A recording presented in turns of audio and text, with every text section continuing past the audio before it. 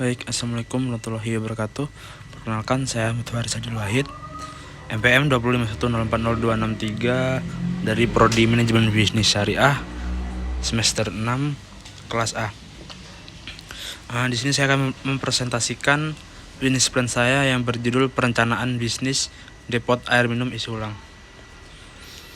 Yang pertama, rencana bisnis air minum isi ulang merupakan bisnis yang akan bisa survive dalam jangka panjang, sebab semua orang membutuhkan air minum ataupun kebutuhan yang lainnya. Mengelola bisnis ini tidaklah sulit dan juga tidak membutuhkan tempat yang luas. Yang terpenting adalah lokasinya.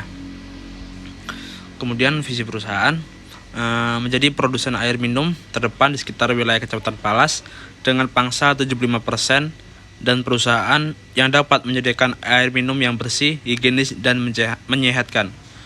Untuk menghadirkan kembali air murni yang berkualitas bagi kehidupan dan upaya peningkatan kebijakan masyarakat mengenai air.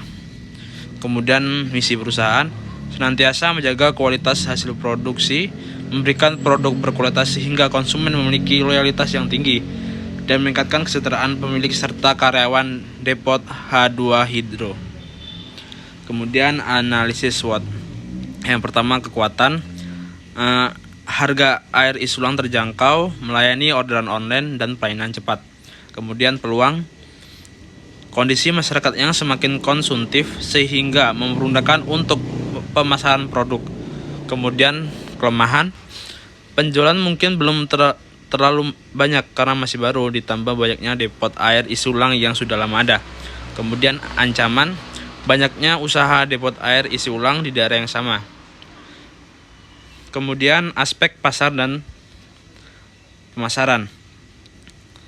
Yang pertama, segmentasi.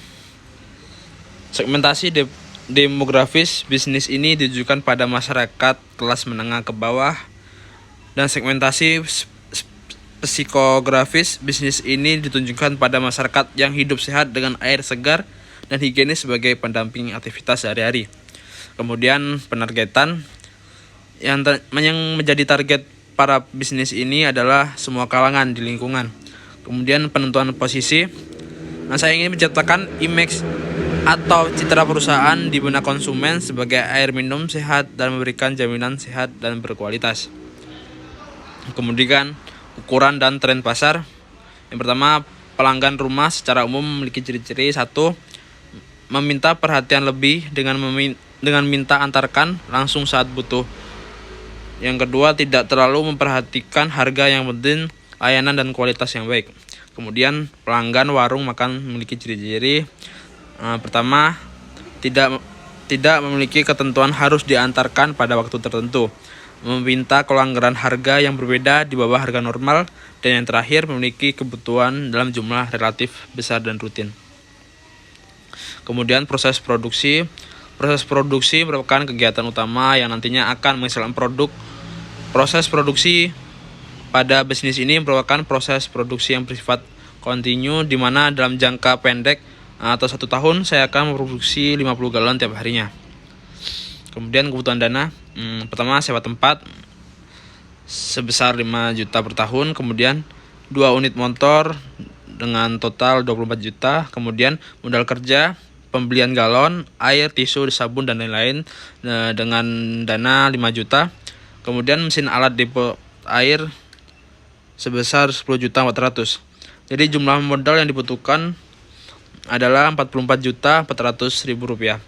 Adapun sumber dana yang membangun usaha ini adalah berasal dari dana pribadi atau bantuan keluarga, yaitu 50 juta rupiah.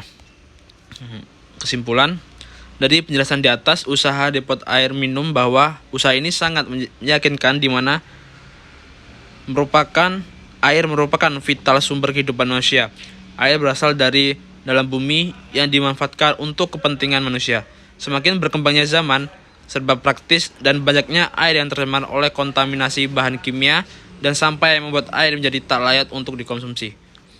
Badan manusia terdiri dari 65% air. Kehilangan air cukup banyak dapat berakibat fatal atau bahkan mengakibatkan kematian. Setiap hari manusia memerlukan 2,5 sampai 3 liter air untuk minum dan makan.